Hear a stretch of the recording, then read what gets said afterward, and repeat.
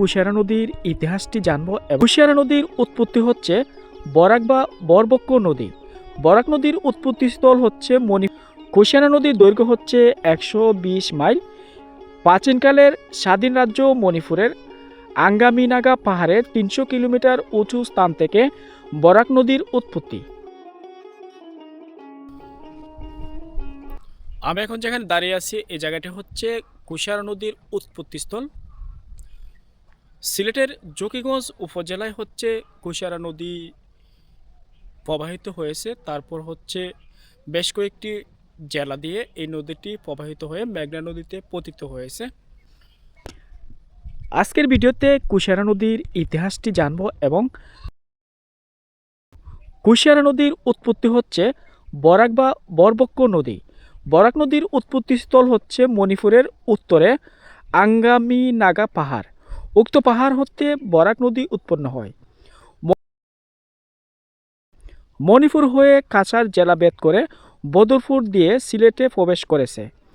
সিলেটের সীমান্তবর্তী স্থল সীমান্ত অমলশীত স্থান থেকে দুই শাখায় দুই ভিন্ন নামে প্রবাহিত হয়ে, যার একটি হচ্ছে বাংলাদেশের ঐতিহাসিক নদী সুরমা নদী, অপরটির নাম হচ্ছে কুশিয়ারা নদী। কুশিয়ারা নদীর দৈর্ঘ্য হচ্ছে 120 মাইল। এটি উৎপত্তি স্থল থেকে দক্ষিণ দিকে পশ্চিমাভিমুখে সিলেট কাছাড় সীমান্ত হয়ে মেঘনা নদীর উৎসস্থলে পতিত হয়েছে। প্রাচীনকালের স্বাধীন রাজ্য মণিপুরের আঙ্গামিনাগা পাহাড়ের 300 কিলোমিটার উঁচু স্থান থেকে বরাক নদীর উৎপত্তি। উৎপত্তি স্থান হতে 441 কিলোমিটার অতিক্রম করে সিলেটের সীমান্তে এসে বরাক নদীর দুই শাখায় সুরমা ও কুশিয়ারা নামে 300 কিলোমিটার প্রবাহিত হয়ে মেঘনা নদী গঠন করে। উল্লেখিত নদী দুটো সিলেট বিভাগের বেষ্টনী হিসেবে বিবেচ্য। সিলেটের সীমান্ত হতে উত্তরে প্রবাহিত সুতোধারাকে সুরমা নদী এবং দক্ষিণে প্রবাহিত সুতোধারাকে কুশিয়ারা নামে অভিহিত করা হয়। বরাক হতে কুশিয়ারার বিভক্তি স্থান হতে বদরপুর হয়ে অমলশীত নামক স্থানে এসেছে।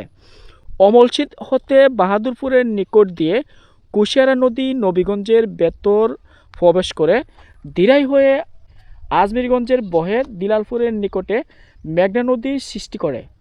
কুশিয়ারা নদীর আবার ছোট ছোট ভিন্ন শাখায় সিলেটের বিভিন্ন অঞ্চলে প্রবাহিত আছে, যা কোথায় কোথায় বিবিয়ানা, দলেশ্বরী, কালনী নামে অভিহিত।